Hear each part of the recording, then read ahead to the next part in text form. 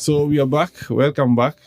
This is SME Unleashed. My name is Dr. Edwin Obonyo from Strathmore Centre for Value Investing. Raymond Mutura from the Centre for Research on Organizations, Work and Family. So we are back to Mr. Wamae. He is going to tell us the story of why OMP 2010. What was happening in the journey that... This is after starting your business officially in 2006. Yes. Yeah, 2006, 2007 there. So 4 years later, you start saying... Yeah, 4 years later, I got to a point where I just left formal employment. And I'd gone into started my entrepreneurial journey. And I got to hear, actually, our class, the 2010 class was the inaugural OMP class. Yeah. There had not been one before. And it just struck me that actually that would have been a good opportunity for me to just spruce up my business skills. And Strathmore Business School was probably one of the premier, and it still is, one of the premier business schools in this country. We deeply, deeply respect the university. So I thought, wow, let me enroll. And I was not disappointed.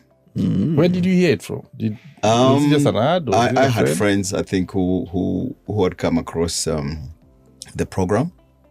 A number. I'd also enrolled previously, I think around about 2006. I enrolled for masters.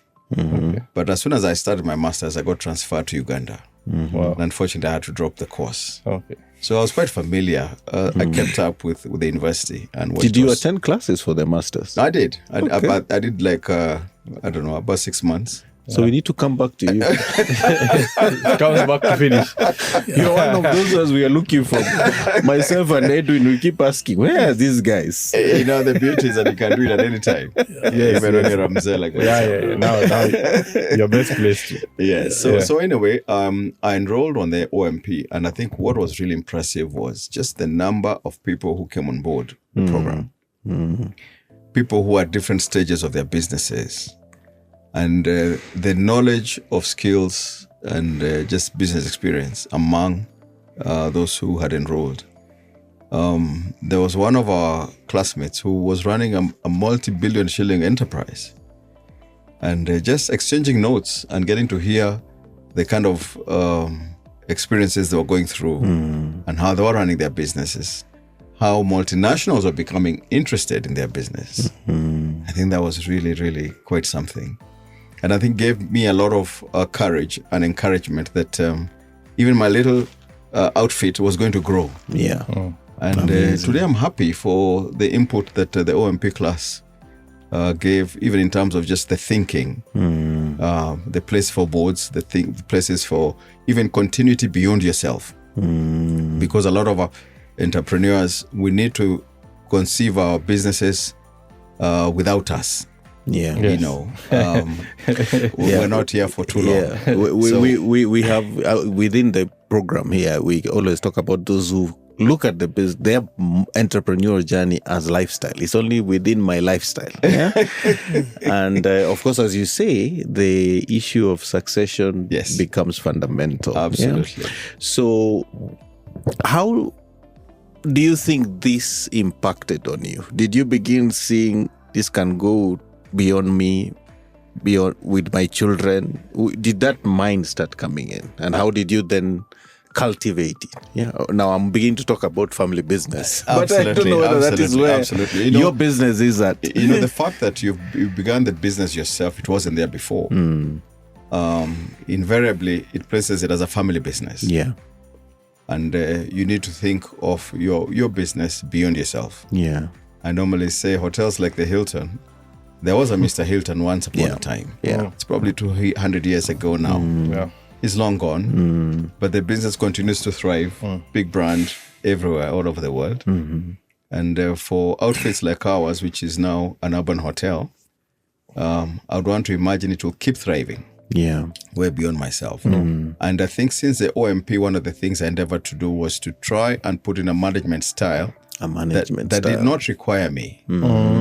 So I'm able to be away for 2 weeks. Oh, wow. And I don't have to worry about whether the place is running or not. How did you do that? Because some of those Because ideas are still big challenges to many of the entrepreneurs who come here. How did you? What did you do? What kind of ideas did you put in place? I think it's let me say it's a trial and error kind of enterprise, and in this sense, all our businesses are really predicated on people. Yeah, that's a big question in every enterprise. The kind of people you bring on board. But I think also I got challenged to bring about a culture that empowered each individual in the business to try and do their work without being watched, as it were. So that everybody loves what they do and everybody gives their best to what they do. And I try and make myself a lot less needed on a day-to-day basis. So we meet regularly and have some strategy meetings of what we want to achieve, what kind of culture we want to build in the organization, and just keep challenging everyone to growth. I like what my colleague said, Bona Lawrence, that growth and learning is probably the most important consideration and ingredient to every business. So for us, for example, we don't need the big PhDs when you come on board. As long as you have a good learning attitude. And because that's what will carry you through. That's what will help you grow beyond even myself. I say I have limitations. Even in my own business, I have employees who are a lot better in certain areas than myself. And to that extent, I'm happy to let go the reins in that area so that they can run those departments where I'm not as gifted. Because I realize my gifts are also fairly limited in some areas. I'm very good in some areas, others I'm very limited. So I think it's been an interesting journey just getting to see. Many times I have to see it. Even one time I remember I had a very significant moment when we were still a young business and we had very big groups coming to converge at the hotel on the same day. We had a crowd of about 300 people at a time that we were running a very small outfit. And my advice to my manager at the time was, no, I think we can't host so many people. I think we politely decline the business because I would rather have fewer clients who are very happy than have more money but with clients who are unhappy. And she persuaded me that she was able to run the business for the day. And I found myself saying, okay, we just need to agree that now you have to figure this out yourself. And I found just stepping back and allowing my staff run the show, they were able to actually prove me wrong. The day went on very, very well. They made very good sales and the day was a total success to all our clients. What am I trying to say? The fact that you are the founder does not mean you carry the ultimate decision. That's very important because we keep getting, some founders that are everything. I am the key man, I'm the doorman, I am the CEO, I am the board member. Just looking and understanding our culture. Where did this come from? And how do we help those people, those founders who are thinking, look, I can't let go. I can't just sit back and no, I have to be the one to be involved in this. Letting go has been a very big problem. Especially in the SMEs we've faced in both in our areas, in the family business realm and me, I cut across. Because fundamentally the mindset isn't there. Because one thing we've always assumed is people want to grow. People start businesses to grow. And over time we've come to realize it's not really the case. We were even having a discussion with Raymond. There are some companies that don't even have a website. And it's really, you can't find anything online about them. So I guess it just adds to his question is, where were you in terms of knowing that, okay, this is the path I want to take? What pushed that there? Yeah, very interesting. I think I came to terms, and I think probably the training, I'll probably give credit to the training. I did the OMP. I've done a couple of other training programs since that kind of focused on you as an entrepreneur. And I realized that I had some limitations in my giftings. And I was a lot happier when I was working within my area of gifting. I find, for example, I have staff who are very, very good with customer relations and, customer-facing services. I don't think I have that gift. And when I'm able to free them to do that, they achieve a lot better results than I would. So for me, actually, I'm extremely happy that I do not need to run the hotel. I feel very, very happy and very relieved that I don't have to run the hotel. That I have staff who can step in and run the show. We meet, we take feedback, we turn it around. I give advice where I can. But just watching my staff grow has just been a phenomenal experience. Okay. Very interesting. I guess now we can move the focus to Bwana Lawrence. 2014 was the year, right? Yes, 2014 is the year that I completed the OMP. Before that, I'd taken another course at Strathmore Business School, which was Strategy in Action. I don't even know that. Which was actually run by Sunny Bidra, the one who was Sunny economist for the nation.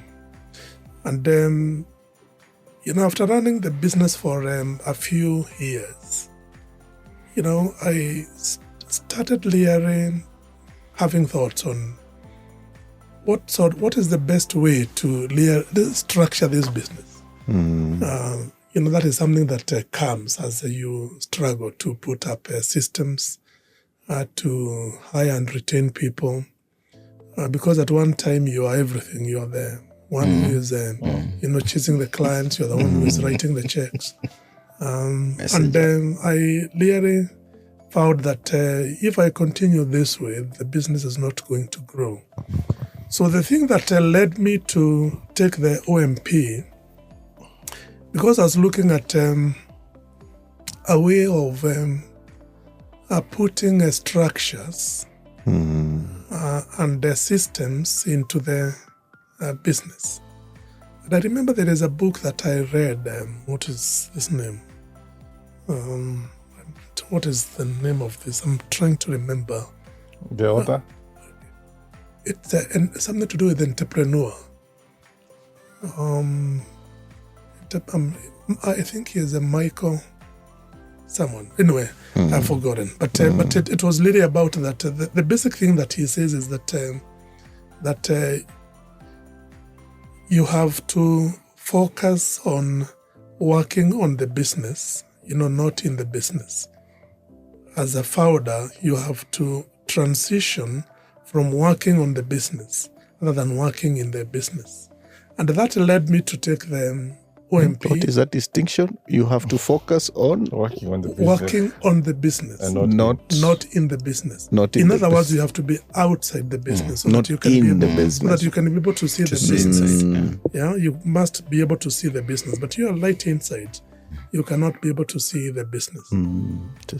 So I took the OMP in 2014, and the thing that really stayed with me is that towards the end of the session, there was a presentation, and there was a book that was introduced. I might remember, I think, by Dr. Edwin Obonyo. Edward. And it was called "Why Making Money is Killing Your Business." It is a contradiction. Wow, and you can remember that. I remember the book because why making money is killing the business. Killing your business. Is killing your business. Is killing your business. Yes. And the key distinction here is that if you focus on making money without building systems to make money, when you're on vacation, your business is going to die, because making money is, if you like, it is like a feel-good thing. You can keep making money, but if you're not building systems to make money when you're on vacation, that business is not going to thrive. And so that is one thing that I took. The other thing that I also took from the OMP is about putting up a structure for succession. So I actually embraced that book. Naturally, I'm a reader. I like reading. At any one time, you'll find me reading about 5 books at once. So I took this book and I was able to get it. And what I found is that this author has a curriculum. He runs a 14-month curriculum called the 3 to 5 Club. And he says that if you start in a business, you should be able to get out of that business in 3 to 5 years. You as the founder? As the founder. Okay. Yeah. And, he has a framework in that book on how to do that. You can get out of your business. Which book is this? It's called Why Making Money is Killing Your Business. Ah, okay. Yeah. It's the same book. Okay. Absolutely. And he runs, he has he has franchises. He runs 3 to 5 clubs in different countries. So I joined the one in Kenya. And I took the course for over 14 months period. It's once a month. The first, and it covers all aspects of business. But it is a very, very simplified. For example, we have been able to apply that to do our strategic plan. Our strategic plan is only 4 pages. It's not more than 4 pages. Because as a small business owner, you want more or less like a flight plan that you can be able to look at every time. And we call it the 12-3-1 planning system. So, for example, now we have our 3-year strategic plan, which we crafted last year. And at any one time, we have a 12-month runway. We know where we want to be in a 12-month in the 4 areas of our business. And then we come together every quarter to review what we have been able to achieve, that we set out to achieve the previous quarter. And then by the end of that review, we develop another 12-month objective on where we want to be that are supporting our 3-year strategic plan. So we have a dynamic system in terms of where we are. And what I found is that the program is very rich in terms of OMP, but when it comes to how you apply it, you need to adapt, some of the things that you apply to your business. So we use that plan, and I have found that it is a plan that keeps us, if you like, it helps us keep focused on where we want to be in terms of the planning framework.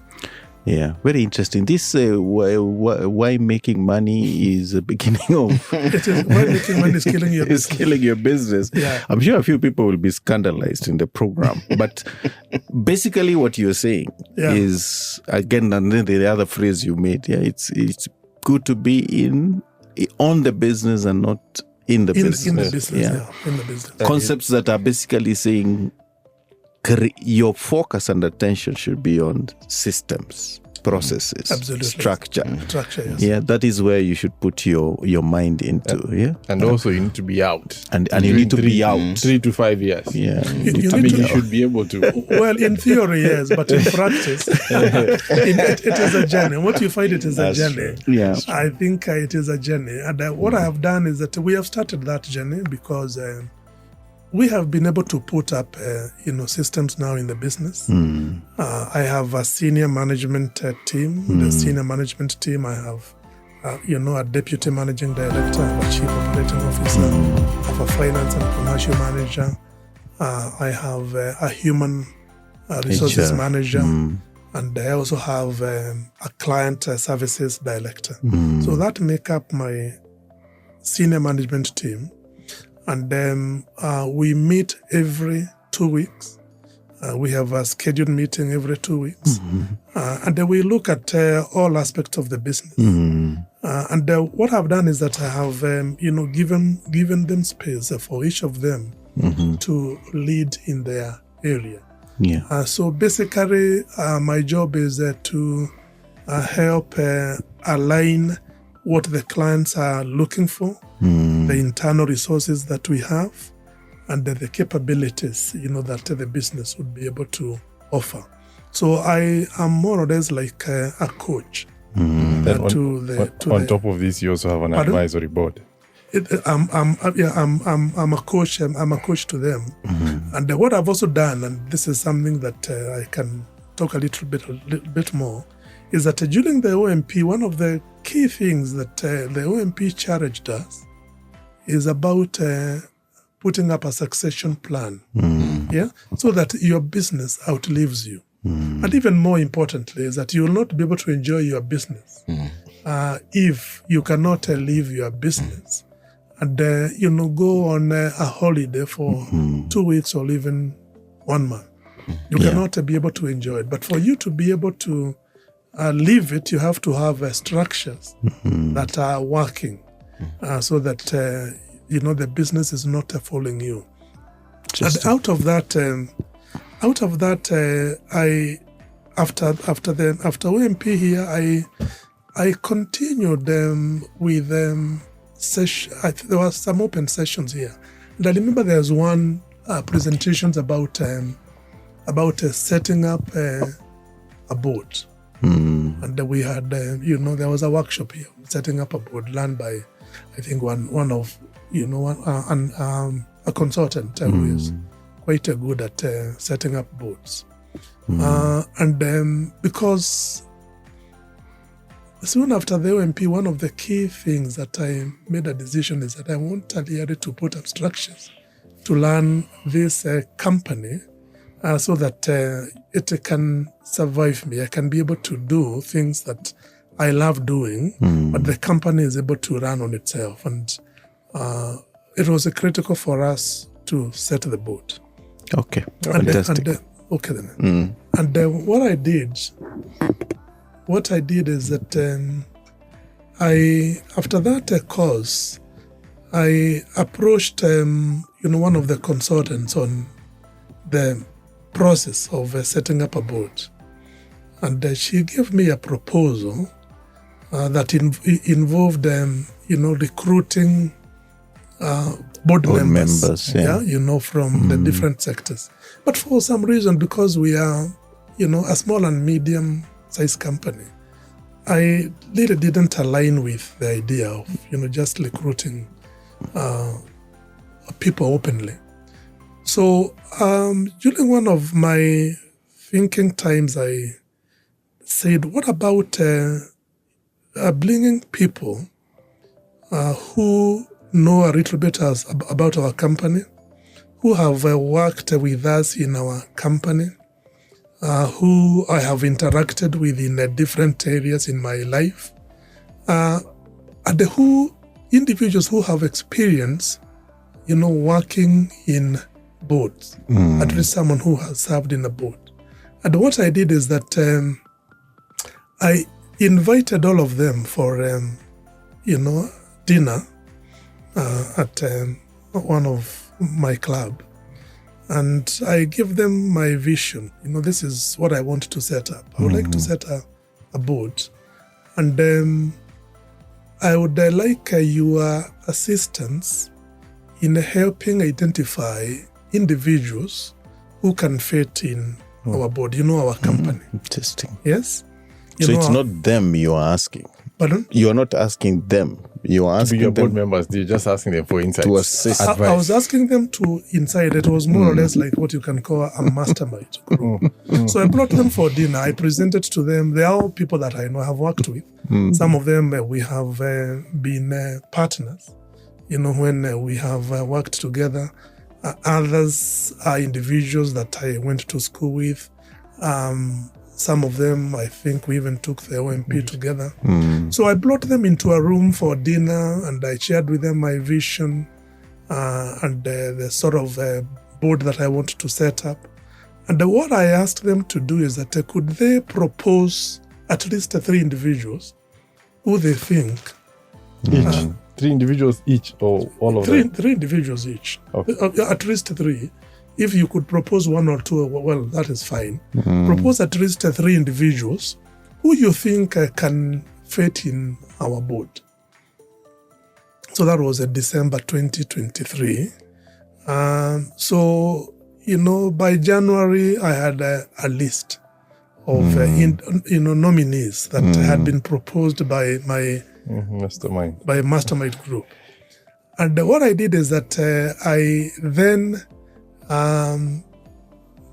engaged a consultant that we were working with in human resources, and I also got a lawyer. We have a company lawyer on not a full time but on retainer, who is also a company secretary. And what I did is that we convened a team to talk to all those people who had been nominated and to see whether they would make a good fit into our board, because we are looking at a board that would align with our company, and they would also help us move to the next level, and a board that would also be able to bring harmony within what we are looking for. And to cut a long story short, by the end of 3 months, because we did it easily, we were meeting informally over dinner, over a cup of tea, over lunch with those individuals and assessing them. So that group helped me identify 4 individuals whom we invited to join our board, our inaugural board. And so currently, if you check our website, you'll see the 3 board members of our company. Our chairman is a former CEO for a family bank called David Thuku. We have 3 other members, in the board. And that board has now been in operation for more than 1 year.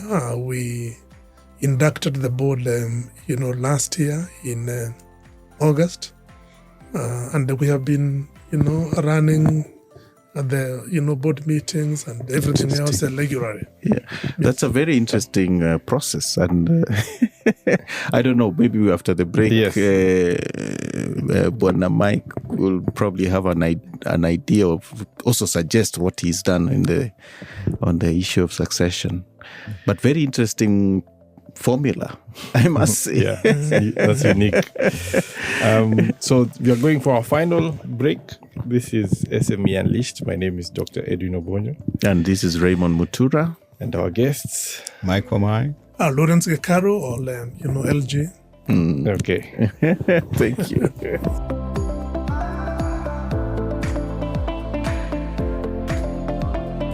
So welcome back. This is the final part of today's episodes. We have 2 guests who graced us today. This is SME Unleashed. My name is Dr. Edwin Obonyo from Strathmore Centre for Value Investing. Raymond Mutura from the Centre for Research and Organizations, Work and Family. And our guests, Mike Wamae from Lukenya Motorcross. OMP 2010. Lawrence Gikaru, OMP 2014. Yes. So succession. A bit back into succession. Yes. Where do you see Lukenya Motocross going? Do you see it going beyond you? Absolutely. Are your children involved? Absolutely. Is your wife involved? Absolutely. Well, okay. Good question. We're in hospitality, and we have many models of hotels which have outlived their founders. And the question is, how do we position ourselves to make sure that our brand outlives us for many, many years to come? I think there's a conversation that is ongoing. It's been interesting to step back and see the hotel run when I'm traveling, or even just I'm around, but I'm not as intricately involved as I was initially. It was interesting when my colleague was speaking. When you start a business, you're the messenger, you're the manager, you're the marketer, you're everything. You're the board. But you're the board also. Yeah, but over time you see those responsibilities to your employees. Yeah. And it's been interesting just thinking through, what do I do to make sure that the hotel outlives me? Personally, I'm working with a team, and a team that will soon be crafting a board. But beyond that, also, we're looking at instruments like family trusts, which are able to consolidate assets that are professionally managed. One of the things that is a big question for most businesses like ours is, how do you ensure that you consistently have the passion that you require to keep a vibrant workforce, motivated, beautiful grounds? Where passion was a driving force, how do you sustain that passion in your team? How do you sustain the very high standards that you must keep to keep a vibrant enterprise? So those are the questions we are asking. And we've been having conversations with corporates who are in the business of running trusts, which oversee enterprises. And recently had a couple of conversations with people who have been running businesses on behalf of families. You know, what's interesting is that whereas we assume that there will be family members who will come and run the business, sometimes you may have family members who are interested elsewhere. Yeah, in other things. And I think what's more important is for everybody to pursue their passion wherever that is. So the question then is, what happens to this business that is before us? So I think there are many opportunities that are available. I've come across in our local market here, corporates who professionally do that. They appoint managers who are held to account by trustees, and they keep monitoring how the business runs. And I think for me, I'm very, very clear in my mind. I'm just a steward.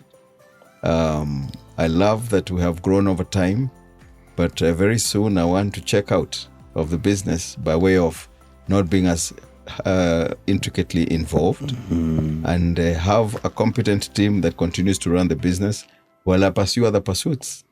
I think that's really my dream. And it's coming soon, or it's still very far away? Well, he's forever thinking about it. If you really listen to his presentation, between getting into trusts and so on, I guess you're always thinking about it. Well, but I think the good thing is I find more and more I'm able to be away, and the place runs. Okay. So it's sooner rather than later. Sooner rather than later. Yeah. That's good to hear, because that's one of the conundrums or the conversations we have with Raymond is I always tell him that one of the most biggest companies in the world currently are family businesses, but they're also public. Yes. So if you look at Walmart, Walt Disney, Volkswagen, right, these are family business, but they're public. Yes. So I always kind of tell him that it doesn't have to be private. It doesn't have to be within. Yes. And what the NSC at least is trying to do now is have a market called the SME market, which is very specific for SMEs. And they want to list 40 SMEs by 2029. 40. Yeah.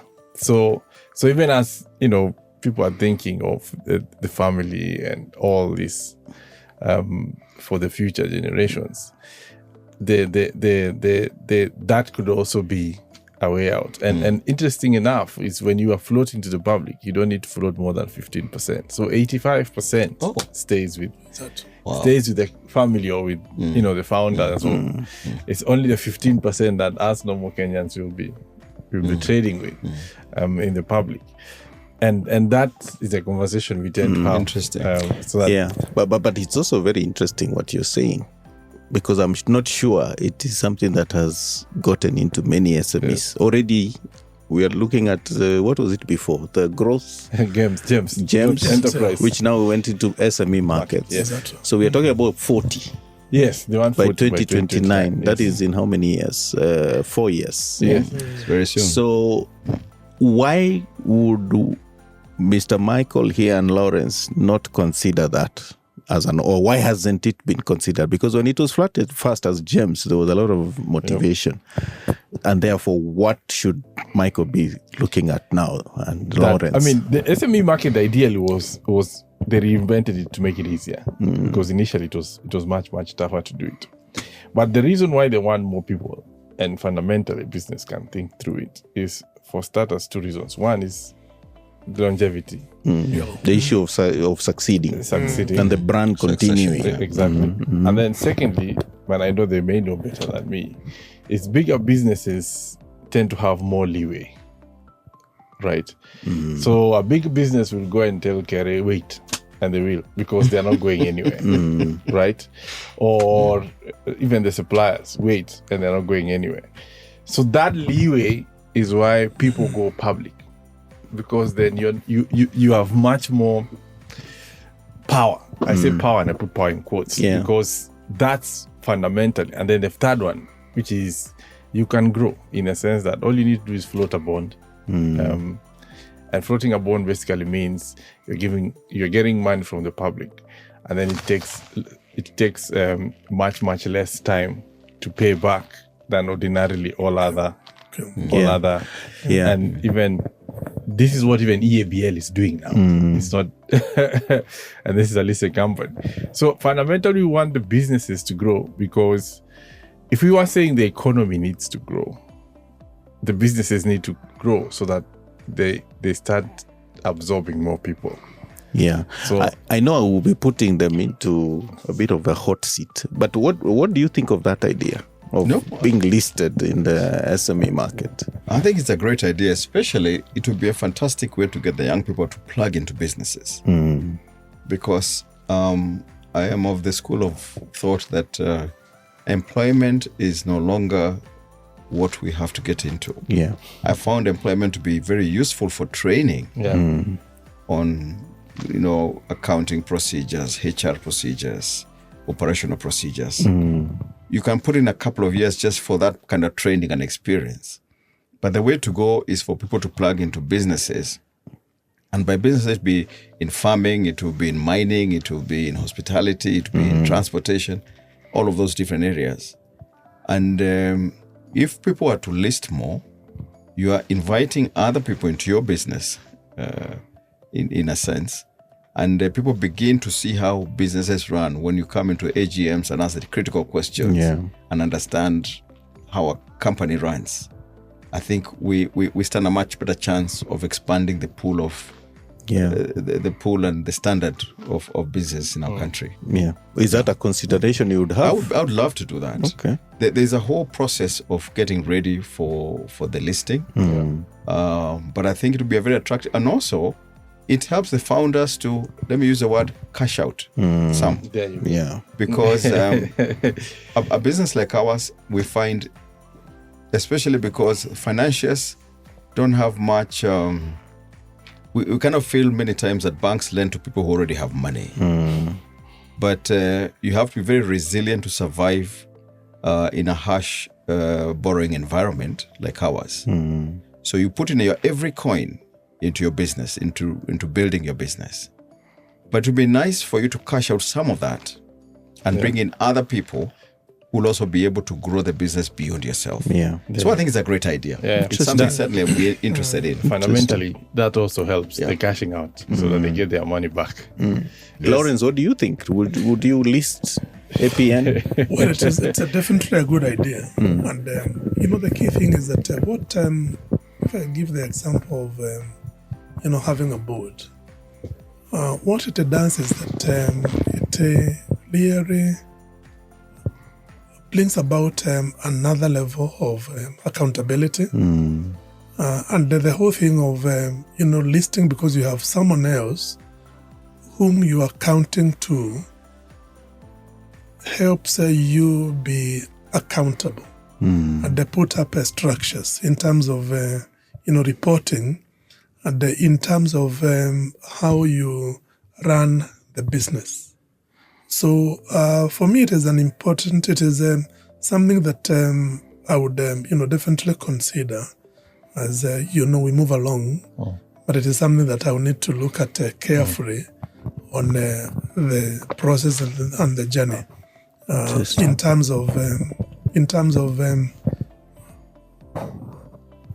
giving me the opportunity to, like I said, to really run the business without necessarily being in it. Yeah. So it provides a flexibility and an opportunity to really, grow the business. Yeah. Yes. Pardon?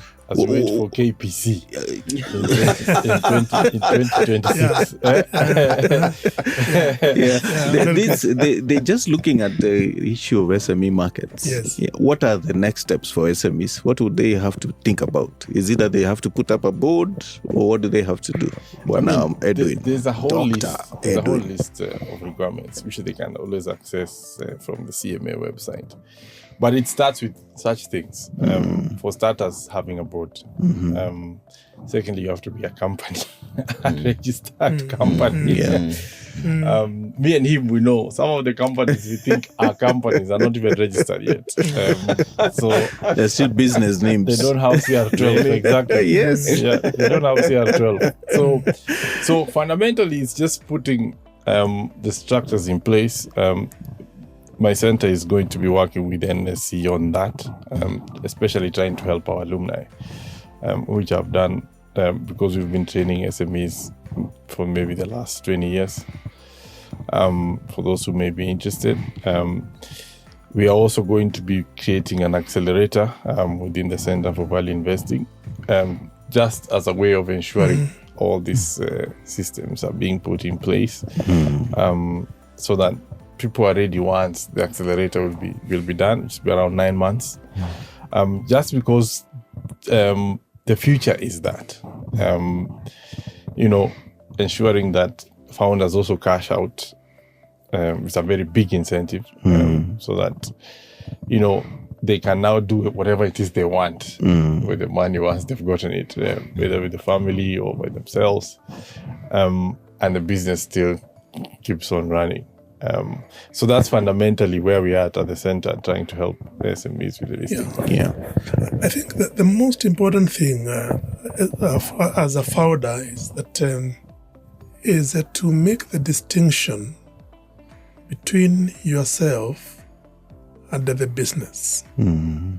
Because, given that one is a founder, the two generally, collapse together. People will not be able to distinguish between, Lawrence Gikaru and our company APN. So the first important step is to make that distinction. How do you do that? Because it can be very tough. Well, I think if I talk about my case, it has to be very intentional. It has to be intentional. It has to be very intentional and deliberate. So that when, for example, you have a client, they do not see you as the founder or the consultant, but they can be able to see that there is a team that delivers what we are looking for. For example, I, can say that there are clients that we serve, yes, and have been very intentional. I have let the team do the job. Yeah. So I am if they know you personally, you still take them back to the team. You directly. But the clients are pretty confident. There are some actually that I have never met formally to do the work. Yes. But the team is able to do the work, and the clients are confident. So it is about building that confidence in both the client and also the team members, that they can be able to deliver without you always being there.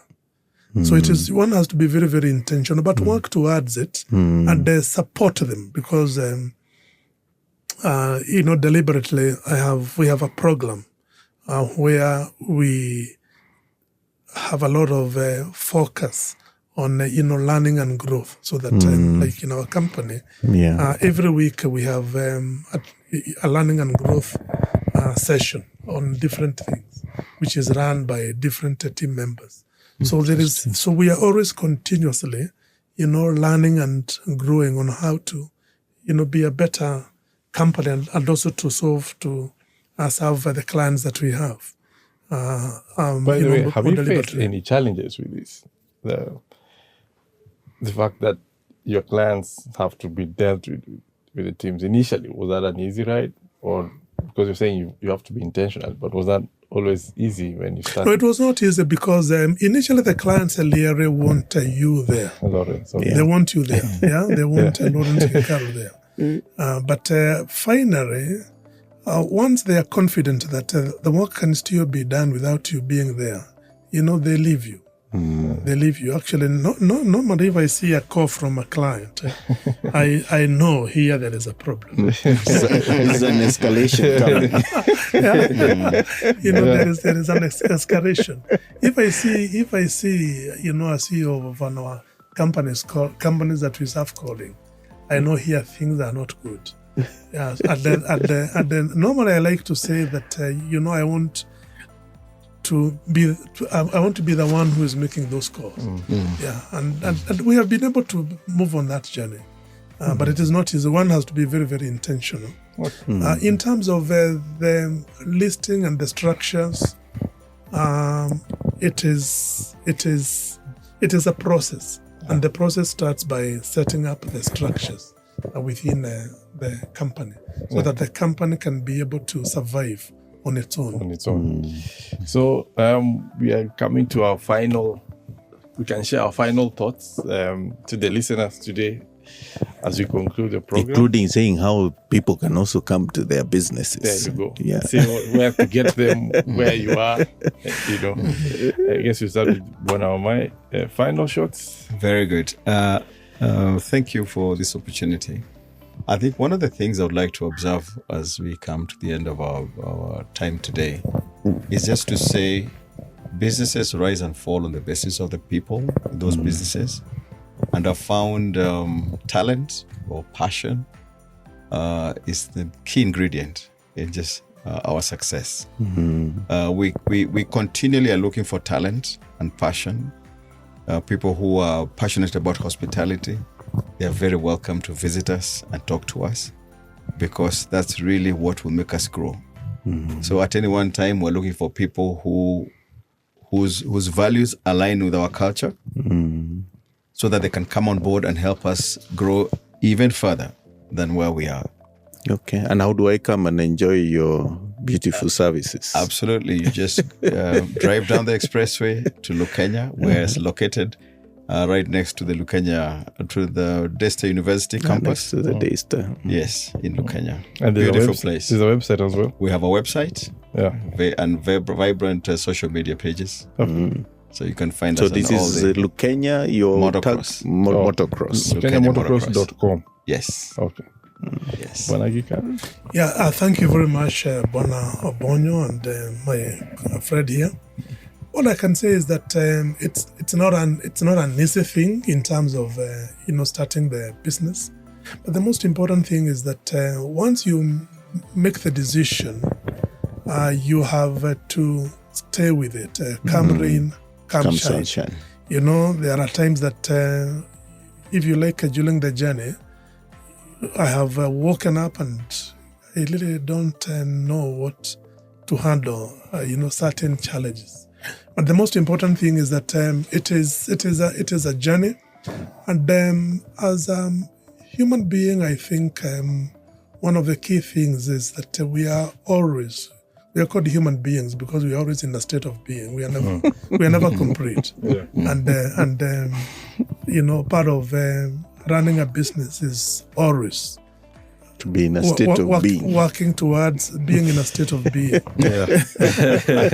Being a state of being. Working towards that completeness. So it's never perfect. It is never but the most important thing is that never wait for perfection. We say perfect as you go. Yeah. Perfect as you go is the real thing. You can, if you want to learn more about the work that we do, you can visit our website. You can just Google Apex Porter Novelli. You'll find the work that we do. We also are sharing the lessons that we have learned over the years, and we are putting up an open course called APN Greater Than Courage, and this is developed to help professionals in communication and related areas build their capabilities and capacity so they can be seen as business leaders in their areas. Okay. Very well. Thank you so much for listening in today. This is SME Unleashed, another episode with two gentlemen today. My name is Dr. Edwin Obonyo from Strathmore Centre for Value Investing. And Dr. to be Raymond Patrick Mutura from the Center for Research and Organizations Work and Family. Mutura Enterprises. Yes. Wamae, Lukenya Motorcross. Lawrence Gikaru from APN. Thank you so much. Looking forward to the next episode.